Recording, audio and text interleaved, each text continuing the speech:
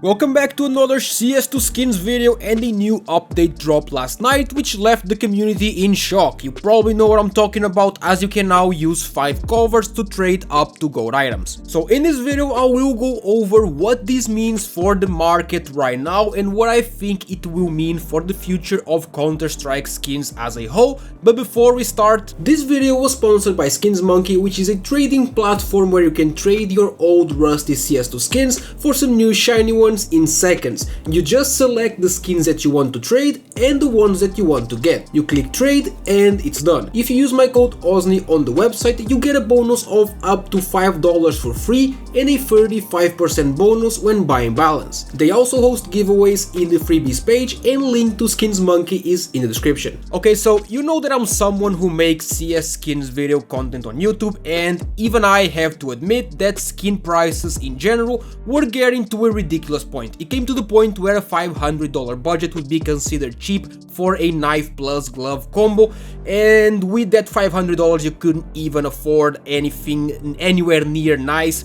So if you follow the CS market, you know that it only got worse in recent months. Gloves that are usually considered ugly were going up in price 2, 3, 4 times out of nowhere. The hand wrap spruce DD pad went from $150 around that to $650 in field tested from one week to another. This was happening with different gloves every week. The Gorilla gloves were around $80 to $90 for years, and out of nowhere they were selling for over $400. So this was just ridiculous. Don't get me wrong, I don't think every player should be able to afford an M9 Doppler Phase 2, for example. If you cannot afford the highest of the highest in a free market where people set the price, that's fine. You're not really entitled to it, just buy something cheaper. But the problem is, we were at a point where players being priced out of high tier skins wasn't really the issue. The real issue is that average Counter-Strike players were getting priced out on everything in the gold items market, and if it continued the way that it was going, it was only going to get worse, and you can basically thank China for that. I make skins videos, and it was becoming harder and harder to try and do knife and glove combos for decent budget. It was getting to a ridiculous point. On top of that, my DMs and YouTube comments in the last few months have been full of crypto people just wanting to buy knives and gloves to sit on them because it was cool and basically the popular thing going up in price. They were never going to play with those items, they were never going to use those knives, and that's obviously not the point of skins, and it's just a very bad sign in general. Now, what do I think will happen to the skins market? Well, in short, this is not going to wipe the skins market as many claim.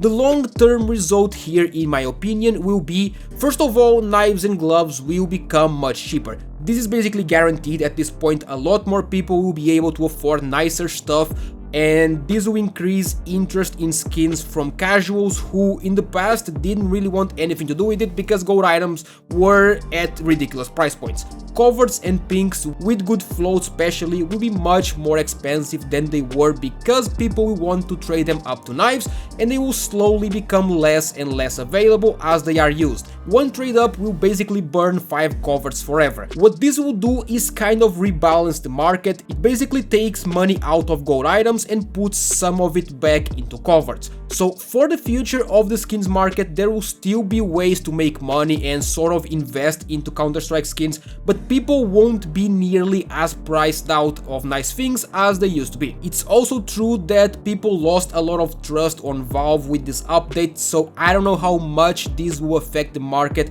in the long term. When it comes to prices of knives and gloves, who knows what they will stabilize at. Technically, if every single covert was traded up, it would only increase the knife and glove supply by around double. This would technically mean a 50% decrease in price for most high tier knives and gloves. For example, a butterfly emerald would go from 20k to 10k, but that's just on paper. It doesn't really work like this, nowhere near. This does not take into account so many other factors, so it's just really hard to predict. I know a lot of people are upset right now. I also lost money, of course, but even as a skins enjoyer myself, I can say that this is a game and not a stock portfolio.